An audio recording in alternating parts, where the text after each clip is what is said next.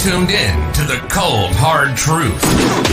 Cayman's #1 hard-hitting live podcast show, where we feature some straightforward conversations on political, social, and celebrity news and all things happening in the Cayman Islands and around the world. This show was created to give the people a voice and a means of being involved and informed without any filters. Sometimes it gets crazy, but we always keep it real. We bring you the tea, piping hot, so grab your favorite beverage and join the conversation via WhatsApp at 324-1612. Email tips at CaymanMarlRoad.com. Now, here's your host, Sandy Hill, broadcasting live from the beautiful Cayman Islands. Miracle Brokers is back. That's right. We're fully reopened and back to work. Our agents are here to serve you with all of your packing and shipping needs. Need to move? Don't worry. Give us a call today. Collect a package, shipping around the world, or straight to Cayman? You got it. Give us a call on 949-5989. Collection by personalized appointment only, where our dedicated agents are on standby to personally assist you. Don't forget to wear your mask, maintain social distancing, and one person per appointment. Check us out at miraclebrokers.com today. Okay, folks, good evening, good evening. How is everyone doing? Maureen, good evening. Thank you so much for tuning in. Cameron is here for it. Who else is here with me? Let's do a couple of shout outs. There were a lot of birthdays today, can I tell you? A lot of people celebrated a birthday. So I want to wish all of the July 14th, July 13th persons a happy, happy birthday. Hi, Anne-Marie, how are you? We had Miss Sue's birthday was today. We had, I'm trying to remember them all. Like there was a bunch of birthday wishes coming in. I think there's one for Mr. Whitaker. There was just a lot of birthdays today. I think we had at least 4 or 5 birthday shout outs going out to different people. So happy birthday to everyone. I think July and August are like the busiest months for birthdays. I think August is like the single busiest month, and then maybe July. But yeah, definitely the summer months tend to be happening when it comes to birthdays. Hi, Ingrid. Hi, Charles. Good to see you. So now that I'm looking at Charles's picture, I know that the other Charles Whitaker was the other Charles Whitaker this morning that was engaged in the conversation. So he had his name Charles S. Whitaker. I've got to try to remember that, because there's actually more than one Charles Whitaker. And of course, this Charles Whitaker that's tuned in right now is Charles the Killer Whitaker. So yes, thank you guys so much for tuning in. A couple sad things. There's this guy who is a celebrity. He's actually an engineer, I think, by training, but he was on this show called Mythbusters, where they would take ideas and they would try to dispel whether they were true, if they had any merit to them scientifically. And he died at the age of 49. Otherwise, looks like he's the perfect, picture of health. Died at the age of 49 from a brain aneurysm, which is so crazy. So that's a bit of sad news. And then in addition to that, you guys will know that this actress from Glee, who they had been looking for quite some time, actually, I think it was 6 days. And on the 6th day, they finally found her, and she drowned in a lake there in the US. They actually have come to a bit of a conclusion, I think, based on what her son said to her by way of information. And that is basically that she put him in the boat, and then when he turned around, she disappeared. So they actually think that the boat, which was unanchored, started to drift. So this is Naya Rivera. A beautiful young lady. I used to watch Glee all the time. I really enjoyed her character named Santana in the show. And she was only 33 years old, and they recovered her body finally yesterday after looking for 6 days for her. And she was out fishing at a man-made lake. That's actually quite a good-sized lake, with her 4-year-old son. And unfortunately, the boat was unanchored, and it started to drift. And I think it sounds like what they're saying is she was swimming to try to catch up with the boat, and she only had enough strength to muster to put her son in the boat and couldn't save herself, which is just so incredibly sad. So a life loss is a life loss to her family members. There was video footage of her dad yesterday. It was so sad. Before they found her yesterday morning, he went to the lake and he just ran into the water, and you could just see the emotions. I couldn't even hear any audio. It was just a video footage, and he ran into the water, and you could just see him just screaming out her name, like, "Where are you?" Like, they were so desperate to find her. And I think in situations like this, when you lose someone so tragically, it's always better to, at the very least, recover the body. You know that after the first 24 hours, they were just like, "Listen, this is now no longer a rescue mission. This is a recovery mission, because nobody's going to survive in that water." It was low visibility in the water, very dark and murky. And so almost by the next morning, early afternoon, they were saying that it was a recovery mission and they were just trying to recover her body.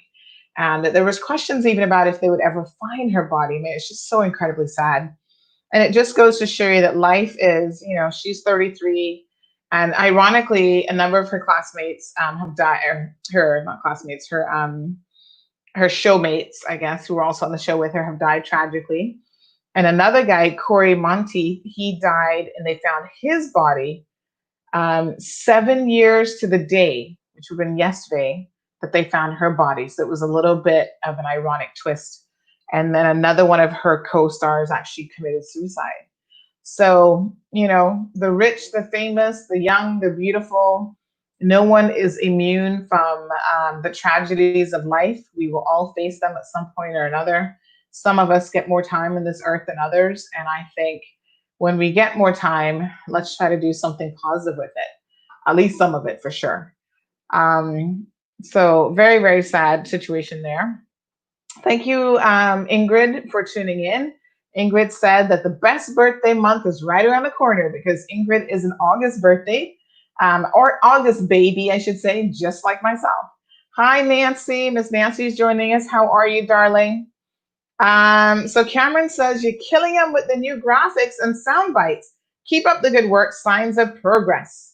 So Cameron, thank you so much for noticing that we've been, as we say in the content creation world, we have been leveling up our game. So yes, we have a new show intro. I just actually watched the outro video, which is finally completed, and we're going to be playing that here as well. And we're excited. Listen, 3 years, Mall Road has accomplished a lot, but we're not going to sit back on our butts and do nothing. We will continue pushing the envelope. We will continue to get better. We will continue investing in new equipment, investing in talent, and all of that wonderful stuff to just keep it going. So don't forget, Thursday evening show. I know you guys love a good contest. We will be going through all of the names, and I'm going to do the Instagram live feed, but we'll be going through all of the names of the persons who submitted show names for the upcoming show, with a view to picking one based on the number of votes. So you guys are going to have to vote and give me your feedback on that. I think, to be fair, what we'll do is we'll put it up on the website as well, so that you can go in and vote for like which one you actually want. And whoever picks, whoever gets the most popular name, I should say, will win a prize pack that has, goodies in it worth like over $500. So it's an awesome prize pack. So if you not yet had your young person, 18 and older, 18 and younger, my apologies, participate in that contest, by all means, please encourage them to do so. So Annie is tuned in, and Cameron says August and September. And I know what, we up to around Christmas. Yes, that's why you have those summer babies. Hi, Louie. Thank you so much for tuning in. Big congratulations to Brad Ebanks, who's been promoted over at the RCIPS. Mr. Brad has been with the force, I think, for quite some time now, actually. And I love to see locals get promoted in any organization, but especially government, and most definitely the RCIPS, because I know that it's difficult to get a promotion in those ranks.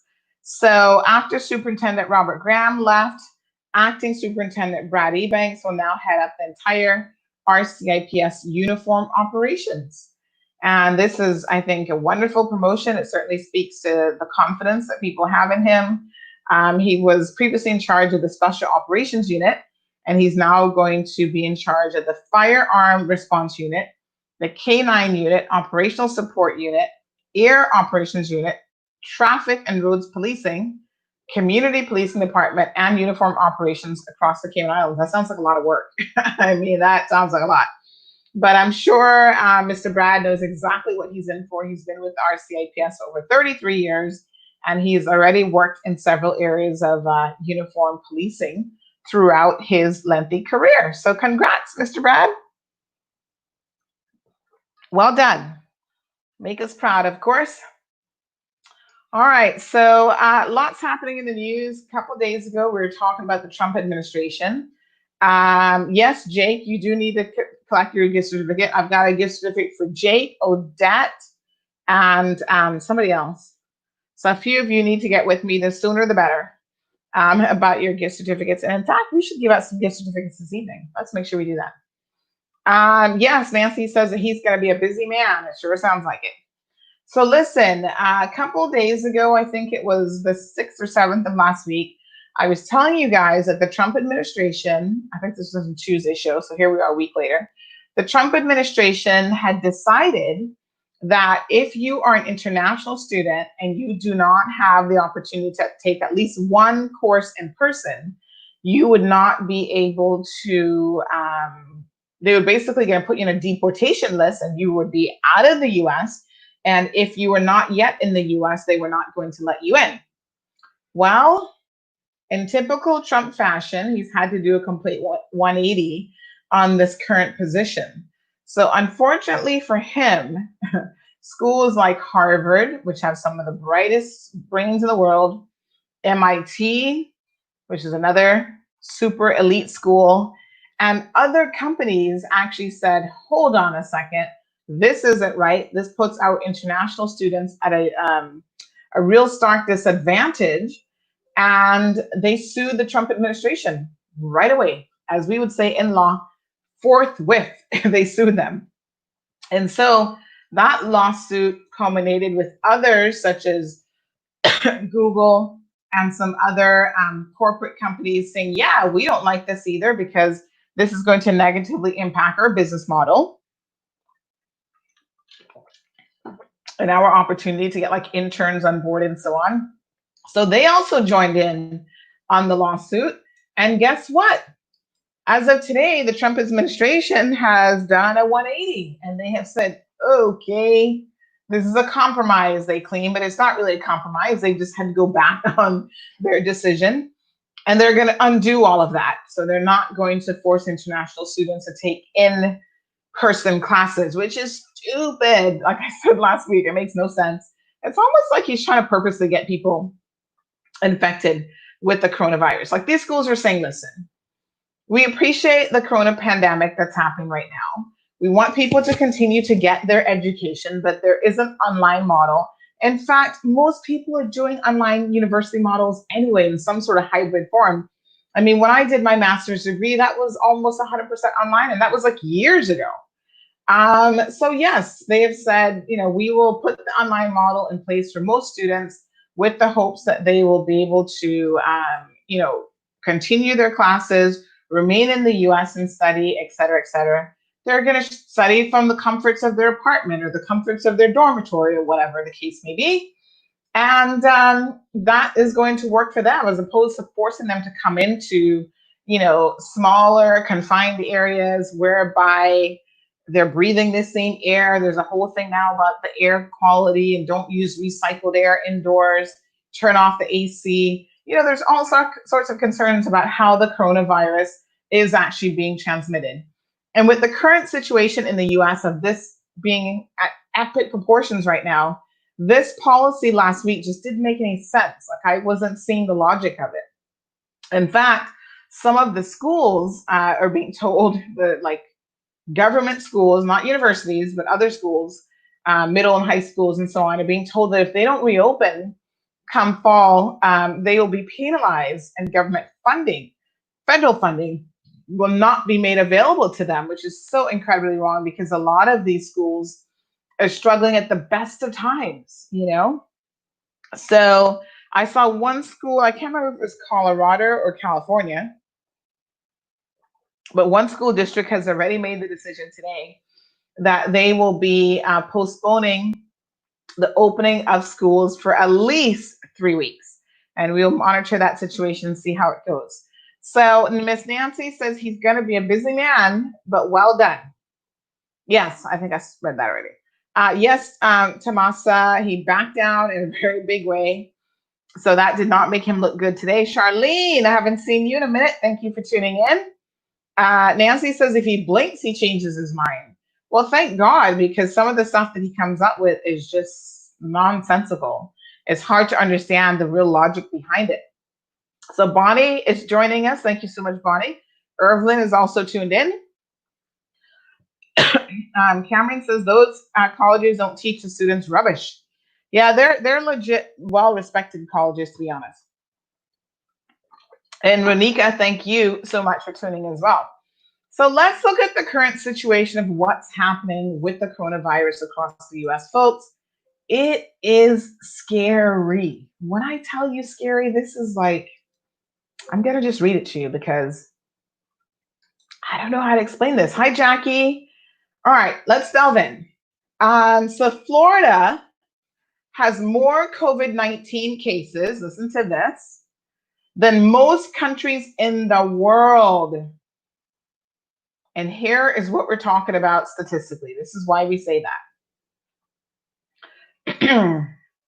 Florida has had more new cases in one day than the entire US did in about 2 months. So we know that on Saturday, they broke a new record, 15,300 new coronavirus cases. And this data they're taking from the Johns Hopkins University.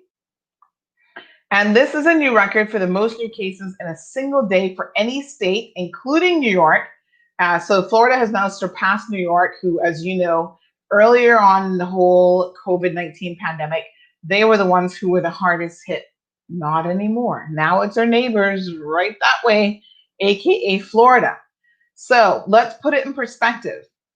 It took the entire United States 59 days to top 15,000 combined cases from January the 21st to March the 20th. Florida did it in one day. It also took the entire US more than 2 months from the start of the outbreak to top 15,000 new cases in a single day. Wow. That happened in March of 26 when the US had 18,036 new cases in a single day. Florida has 12 times the number of cases as Australia and South Korea combined. So take the figures for Australia, take the figures for South Korea. What are we talking about? Australia has a population of 25 million people.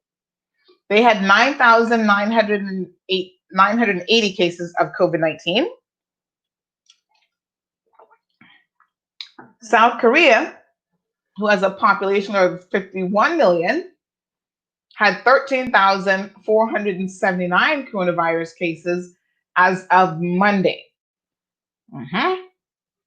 So Florida, who has a population of 21 million, so they're almost the size of Australia, really, has had 282,435 coronavirus cases by Monday. So if you thought of Florida, and I was telling you guys this the other morning, if you thought of Florida as a country, because I mean, 21 million people could very well be a country. I mean, here we are, we've only got 65,000, right? So they're on par with Australia, and South Korea is more than double the size of the Florida population. And yet, Florida's cases overall thus far have topped Australia and South Korea's numbers combined times 12. That is scary, folks. If that does not put this in perspective, I'm not sure I know what would. Why did Florida expect that we could reopen their beaches so early? I don't know, Nancy. I don't know. It is scary. So let us continue to educate ourselves on how incredibly serious this situation is. Their death toll is like 10 jumbo jets crashing. And again, this is a very strong visual, but they've had at least 4,277 Floridians die from COVID-19. That's the equivalent of taking 10 jumbo jets, 7 Boeing 747s carrying about 400 passengers each, and just crashing them. That would be how many people would have died, killing every single person on board, of course. Now, here's what's amazing as well in terms of putting these statistics in perspective. Florida has triple the number of China's COVID-19 cases. So 6 months ago, the world thought that the coronavirus was contained in China, specifically in the Wuhan area. Of course, now the entire country of China has less than 1/3 the total number of COVID-19 cases that Florida has. And, even if we don't believe the Chinese, because we know they're not to be trusted, their government does not provide accurate information. But in a minute here, we're going to talk about how believable the US is as well. Because the truth of the matter is, if it wasn't for the keen eye of media organizations and other organizations that know it's the right thing to provide the general public with accurate numbers, if we allow the Trump administration to do so, we found out just today that they will circumvent the system and hide that data from the public. I'm going to tell you why I say that here in a minute. So Florida has also surpassed Italy. Remember, the Italians were having a difficult time with COVID-19, and they went through a really rough patch to the point where, they were devastated by this. So many people were dying for a number of different reasons, including, their elderly population and just their poor healthcare system that they have in place. So amazingly,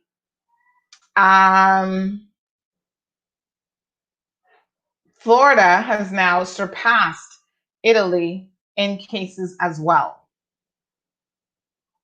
So as it ravaged Italy, they got it somewhat under control with very strict government mandates, and they were finally able to pretty much quell the virus. I think they have flattened their curve considerably. And Italy has a population of 60 million, and they had 230 cases from throughout the pandemic. Florida, who has a population, again, of only 21, has already surpassed that number at 282,435. So they have less than half the population, and they've already surpassed Italy.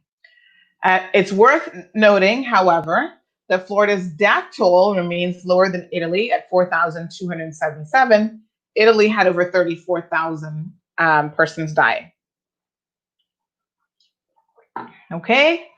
So the bottom line really is that Florida, in real terms, if it were a country, would rank number 9 in the number of COVID-19 cases worldwide, according to Johns Hopkins data on Monday. And 8 countries have higher counts, would be the US, which obviously Florida is really a part of, Brazil, India, Russia, Peru, Chile, Mexico, and the United Kingdom. But they're not a country, but that just puts in perspective, how bad the situation is in the state of Florida at the moment. More than 100 countries have fewer COVID-19 cases in Florida, including France, Germany, and Japan. And these are large countries with a sizable population. So listen, it came to the attention of the media that apparently the Trump administration was actually instructing hospitals to bypass the CDC and report the information directly to the Trump administration. Now, why would you want to do that? That seems a bit shady AF on a serious note. And the shadiness of it all makes me believe the only legitimate reason that you would want to do something like that is if you have something to hide. Hmm. What are they trying to hide? Would they actually be hiding the real numbers if we did not have such readily available access to information? It turns out that they probably would be. So let me just find the story because I think that this is just incredibly shocking. So Miami, by the way, Florida is it's Florida, right?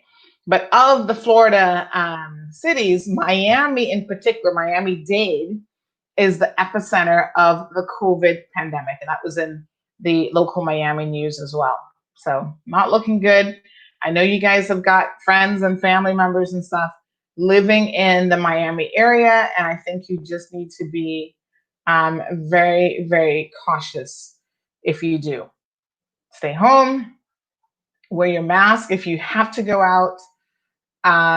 There's some places in the US, such as California, they're now rolling back a lot of things. So they are refusing to, they're shutting back down bars, they're shutting back down restaurants and other public facilities because this thing is just ravishing, I think, much of the US, but in particular, Florida is very hard hit, and California has said, listen, they're going to roll back its reopening, shutting bars, ending indoor activities, restaurants, wineries, and movie theaters.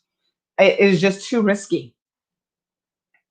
It is just too risky. And by the way, I forgot to mention, I was talking about the Trump administration and ICE wanting to block or revoke student visas for foreign students who were taking online courses only. The interesting thing about that is 17 states and the District of Columbia joined in suing the Trump administration for trying to block these international students from having access to online courses whilst in the US. So it's interesting that the actual states were involved in the lawsuit as well.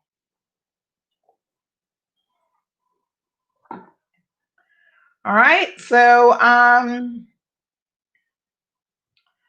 let me just see here. So California schools have said that a lot of them will not be reopening their doors because of the surge, and they have a unified school district with almost or over 825,000 people, students, and which is the largest in the US. And so they are starting to abandon plans for even a partial physical return. They're just saying that it is too risky in light of the fact that the US simply does not have this situation under control at the moment. And who can blame them, really? I mean, honestly, who can blame them? We have been so fortunate. We've had 2 positive cases, I think, as of yesterday. Another batch came out today. None of those were positive, thank God. But, we still have a few positive cases popping up here and there. Now, listen, the HSA wanted to make it very clear what is required of you to travel. And it's extremely important that you comprehend what the requirements are to travel between the sister islands. So listen, you need to make an appointment and get the test done. So I just want to, let me just make sure. I did see something else that came up from the HSA. Yeah, I just want to make sure we've got the latest information here. So basically, you need to make an appointment with the HSA. We posted this on our website, so please check it out. 3 days prior to your travel, visit the HSA website. You can fill out an appointment request form, and it's going to ask you for travel dates, your full name, as on your government ID, your date of birth, and your contact number. 2 days prior to travel, you're going to get tested for COVID-19. They're going to do them Monday through Saturday from 7:30 a.m. to 9 a.m. at the COVID-19 testing clinic at the Georgetown GP clinic, right? Testing is by appointment only. So you've got to make sure that you go to that website and fill out the necessary appointment information card online, and then they will contact you for your appointment. Now, here's the thing that's a little bit different.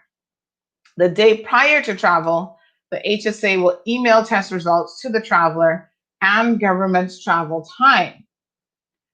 The public health is recommending that you self-isolate once tested until the time of travel, and travelers to drive, then travelers, sorry, drive directly from home to the airport. Now, I don't know about that. I don't know how well that's going to work, because if you are going to Cayman Brac, for example, even Little Cayman, a lot of times what you do is you go to the grocery store and you load up a cooler of stuff to go with you before you go to the sister islands. So it says day prior to travel, they expect you to actually quarantine. I don't know how well that's going to work, to self quarantine. We'll see. If you're traveling on a Monday or weekend, they say to ensure that you have scheduled your test with enough time to be able to catch your flight. So again, those details are available on our website. If you're traveling from in the other direction, from sorry, from the sister islands into Grand Cayman, you don't actually have to get tested if you're planning to stay here for less than, I believe it's like 72 hours or something, right? So let me just find this article about the CDC, because like I said, there's some shadiness going on here that I think is just really bizarre. A bit of good news for the US, though, is apparently the state of New York, for the first time since the pandemic has started, had a day of no deaths reported in 24 hours. So that just happened today as well. So let me just find this article about the government and CDC. Right. So here's the article. Just came out 3 hours ago. So the White House had instructed hospitals. It says White House reportedly orders hospitals to bypass the CDC during COVID-19 data collection. And this is crazy. So the Trump administration is ordering hospitals to send coronavirus patients to a database in Washington as part of a new initiative that may bypass the CDC. And this is coming from reports from the New York Times.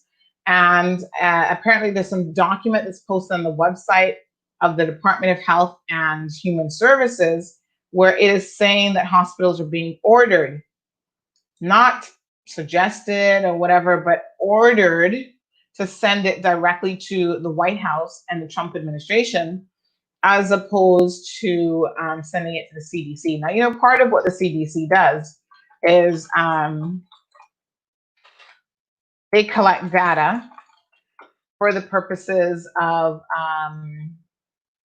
you know, collecting data and keeping accurate information. And there has to be a data collection agency that can do this sort of thing impartially without any sort of political tainting or anything of the sort. And the CDC is a government organization. They shouldn't be tainted in terms of their remit by anyone. And so they are the data centralization center for all sorts of illnesses, disease control. And yeah, but the White House has actually said that they want to change that for the purposes of COVID-19. And of course, everyone is saying that this is a politically motivated decision, because who knows what will happen to the real information and the real data. The irony of it is, I was watching a little bit of news this morning. I found an interview with a guy from one of the involved in the testing, one of the testing processes or whatever. And he was saying, oh no, you know, we've got it under control. Testing is fine, blah, blah, blah. And of course, the reporter was pressing him that testing actually isn't fine, is it? You've got a number of people who are waiting for a very lengthy time to get a test done. The hospitals, whatever facilities, they even have drive-through facilities that are testing, and they are inundated now with people trying to get tested. And in fact, just today, a guy died. Listen, he died while waiting in line to be tested for the coronavirus. He died in line. Now, I don't think they know quite yet what he died of, but my God, is it possible the poor man had COVID-19 and died as he was trying to get tested to figure out if he had it? It's crazy. So not only are there long lines to get tested, but it takes forever to get your test results back. So it is now averaging 7 to 10 days to get a test result back, which means if you're getting tested because you're not feeling well and you're trying to confirm if you have it, in 7 to 10 days, you could well be dead. That's the reality of what we're dealing with in the US. Well, not thankfully, not what we're dealing with, but what the Americans are dealing with in the US at the moment. But there's always a trickle down effect. You know, we all have Atlas says I'm not responding to WhatsApp messages anymore. Actually, I do, but I don't see any from you, Atlas. I'll have to double check. But yeah, I mean, unfortunately, you know, this is where they're at. So let's see. Karen is shocked. She's showing a little shocked face. The area I grew up in the UK only now making mandatory for people to wear masks. Catherine, it's just crazy. I don't know what to say about some of these countries and little districts and councils and whatever. Everywhere but Ireland and Wales for now. Okay. Up here in Miami again for medical reasons. Ooh, Michelle, I'm sorry to hear that. There seems to have waited for us to return for numbers to go up. Very scary times. It is scary, Michelle. And please, by all means, be safe, be safe, be safe. Wear a mask, wash your hands often, stay away from people and large crowds, stay indoors as much as you can. Catherine says, a shame it's taken so long. How many must die before they pay attention? And that's the thing. Right now, it's a political game with people lying about, you know, the president. Oh, it's still not that bad. And we're struggling a little bit, but we're okay. I mean, these numbers are astronomical. Honestly, you've got to check it out. Miami-Dade is the epicenter of the COVID-19 pandemic. And what does this headline say? The mayor resists more closures. So they do not want to close. So he doesn't want to restrict the restaurants any further. An ongoing 10 p.m. curfew and countywide mask order, he's hoping to stabilize the county's alarming COVID numbers before forcing more businesses to close. So he's claiming that cities and restaurant groups are criticizing last week's ban on indoor dining. And Miami-Dade is now seeing more coronavirus spread and hospitalization than when the county mayor, ordered all non-essential businesses to close in March. So they've reopened too soon, and they're reopening like pool parties, large gatherings in areas where it's like a petri dish of infection spreading, like, you know, you're sitting in a petri dish of COVID-19. So he had a press conference and he talked about the fact that, you know, his political rivals were criticizing the county's response, et cetera, et cetera. But let's be honest here, maybe that criticism has some merit to it. Just based on the numbers. I mean, just based on the numbers.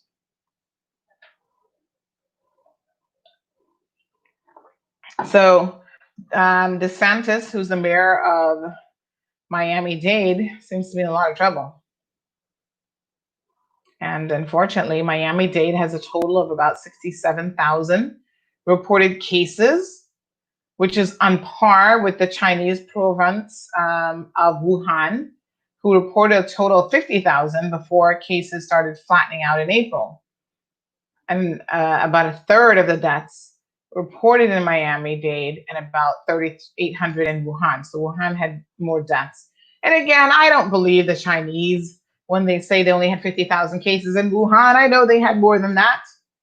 Just like I know when Miami-Dade is saying they have 67,000 reported cases, we can multiply that by 5 because there's so many people who get it, who are asymptomatic, who are simply not being tested. So these numbers are always on the conservative side when it comes to numbers. So yes, I'm sorry to hear that. I will not be going to Miami anytime soon. Listen, right now, Amazon is your friend. People in the Cayman Islands understand this, and this is why, listen to this. It was announced over the weekend for the first time ever that we have had so many orders. This is like the most orders that we have had. Let me just pull up the thing here from the CDC. But this is like the most number of orders that we've had in a single day or whatever, imports coming into this country. So people are like, yeah, I know I can't travel to Miami. I can't go get my goods. I can't whatever. But guess what? That's what shipping companies are for. And that is what boats are for. So you go online, whatever company you want to order from is your business. Amazon is my company of choice because they've got everything I need. And normally at the best possible price. And so I just do click, click, click, click, click. If it's something I need, and you can have it here in the Cayman Islands in no time at all. So record number of imports arrive in Cayman, and the CDC is under pressure. 18,000 individual imports arrived in the Cayman Islands for the month of June. And according to the CDC, June was a record month. And that was 5,000 more than the previous month. So in many respects, this is quite good for the economy, to be honest, because what that means is that, people are spending money. Maybe even if they're spending it overseas, they're still using local shipping companies to bring that in and to bring those goods in. And that is certainly going to help the economy a bit. Now, remember our friend Brent Hill. He's not going to be happy about that, folks, because he did tell you all, don't be ordering no fancy 75-inch TVs. So I don't know exactly what you all are bringing in with your pension money, but if you're ordering that fancy TV, Brett's going to be on you here shortly. Speaking of Fidelity, thank you, Fidelity. Fidelity has still not paid some people who applied in the month of May. I'm getting people saying to me, it's been 65 days.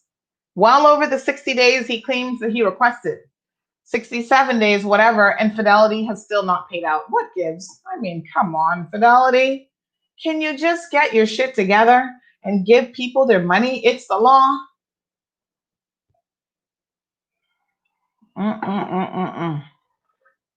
Atlas, I'm going to check what's up. I didn't see anything come in from you. Oh, I see you messaged me on Friday. Oh, yes. At 7:20 a.m. Well, on Friday morning at 7:20 a.m., I am on air, honey. So I probably just never even saw it. It just went blip. Cameron says, America hiding information. Say it ain't so. Hi, Debbie. Yes, Michelle, hurry back. Get your tests. You'll have to go back in quarantine, of course, but the quicker you come back, the better. Hi, Linda. How are you? Deborah says he's the governor, DeSantis. Oh, I thought this article just said that he's the mayor. Who's the mayor? Well, they're all in trouble because they're all looking really bad right now. Yes, you're right. Ron DeSantis is the governor of Florida, but I was just reading about the mayor as well. So here's what this headline from Forbes magazine says. Governor DeSantis says that the state has stabilized, was the word that he used. And then hours after that, Florida sets a coronavirus death record. Woo! Florida has a new record for coronavirus deaths on Tuesday. That's today, folks. One of several metrics that show the state's coronavirus crisis is still getting worse, even as the governor, Ron DeSantis, claimed at a news conference on Monday afternoon that the state's situation had stabilized. He must be drinking the same Kool-Aid as the president of the United States, because they say these things that are just not true.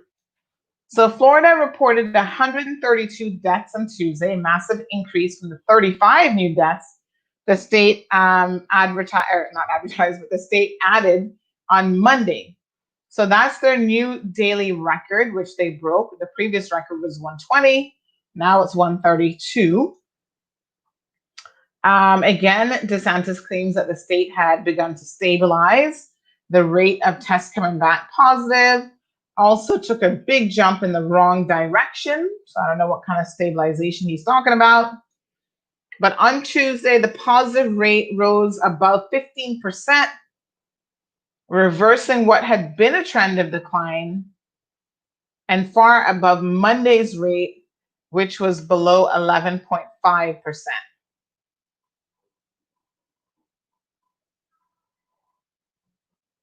So the median age of infection is another statistic that DeSantis has claimed supports his argument that the public health crisis is overblown, but that too is headed in the wrong direction. So when you try to play with numbers, you can't really. So the age has now risen to 41. This is the median age, the highest number the state reported since it started publicly releasing the statistic on a daily basis, which began in mid-June. So that's the median age of infection.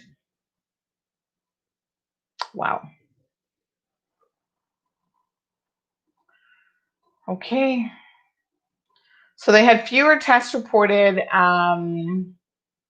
today.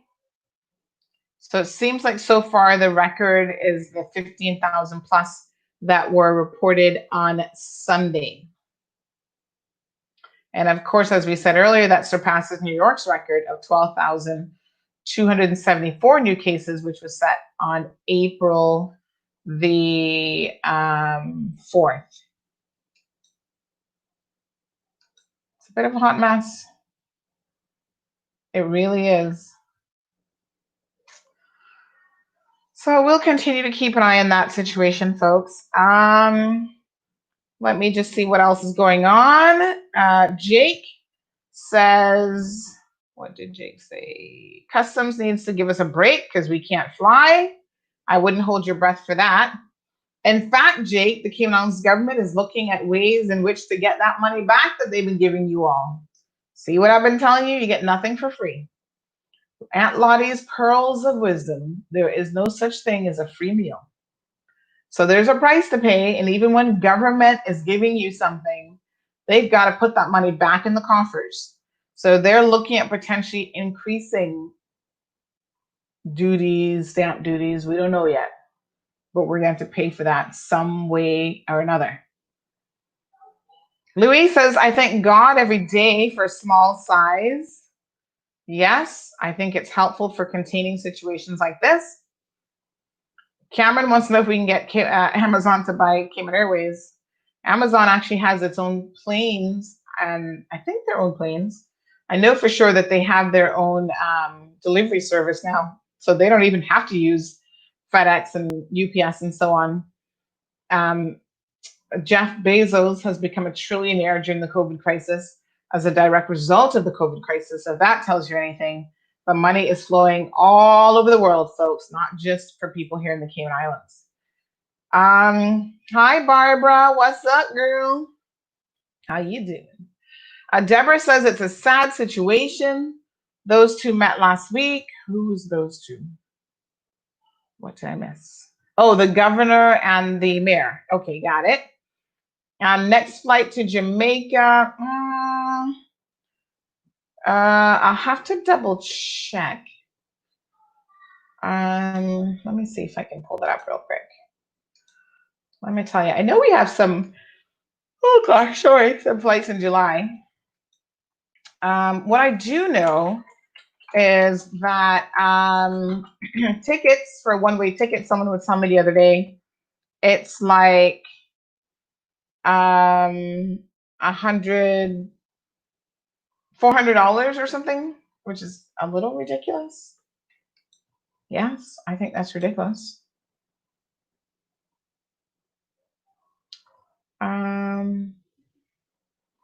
Let me see if I can find that article about Cayman Airways. They did send out some information about July flights, and I know that we posted it. I'm just trying to see if I can quickly find it for you. But they had a couple flights for the month of July that were scheduled. I'll see if I can find it, and I'll stick it in here just as a reminder. Let me just see here.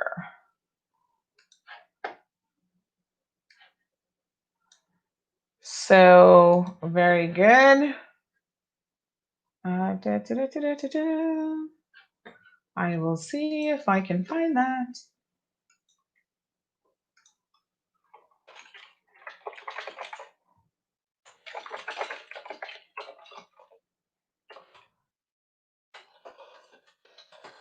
All right, good folks. What else is going on? Evelyn, $400. Yes, girl, for a one-way ticket. Mm-hmm. Me did hear so. And trust me, I was like, $400 for repatriation ticket? Wow. Mm-hmm. And what choice do people have, really, but to pay it? British Airways to London on the 31st of the month. Yes, and I think there were a few Miami flights scheduled as well. Let me just see if I can find the Miami information, because I know the story about Miami flight and Jamaica were all in the same article, and then they were reminding you of some of the restrictions and stuff that they had in place. So here we go. This was June the 25th, repatriation flight set for Jamaica and Miami.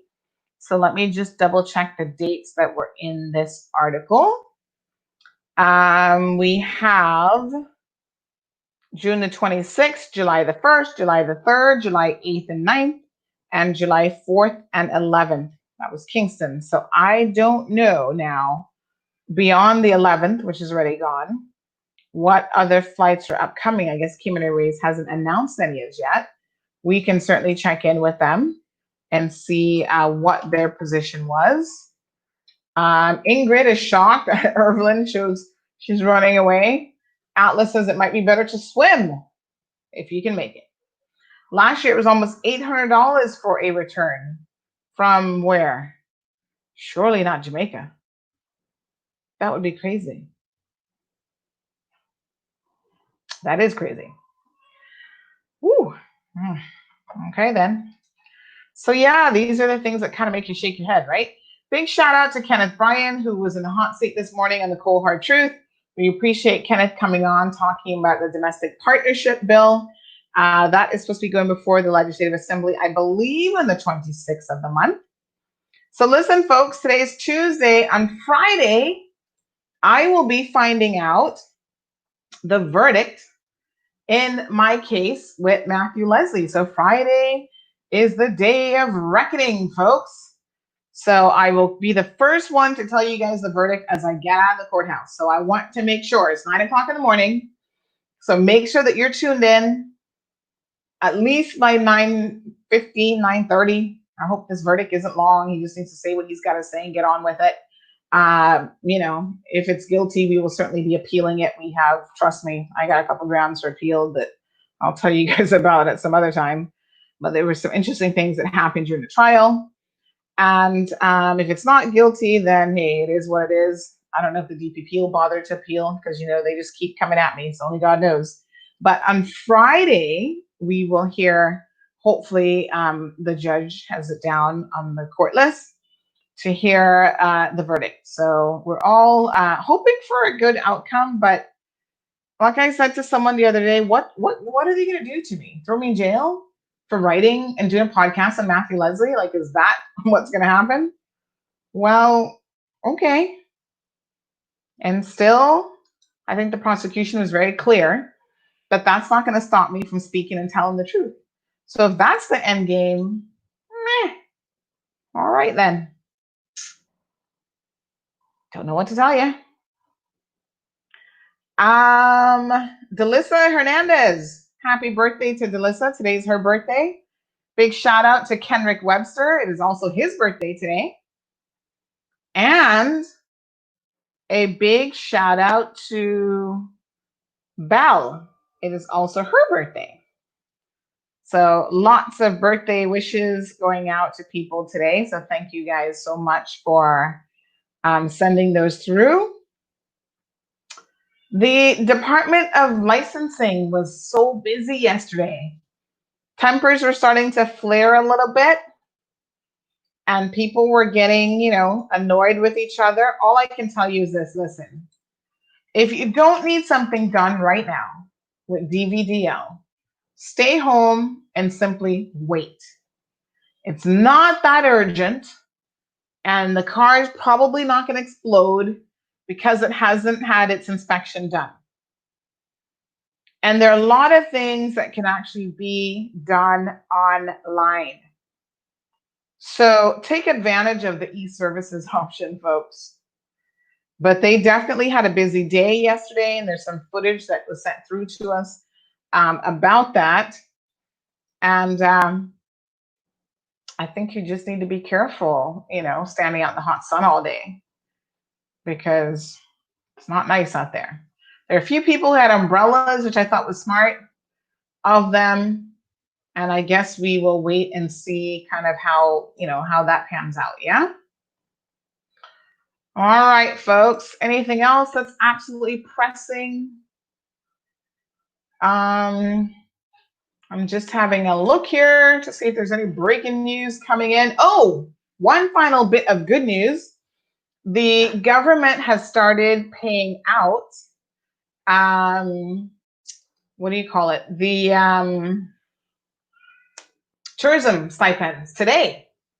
So people got their money today. So I love it.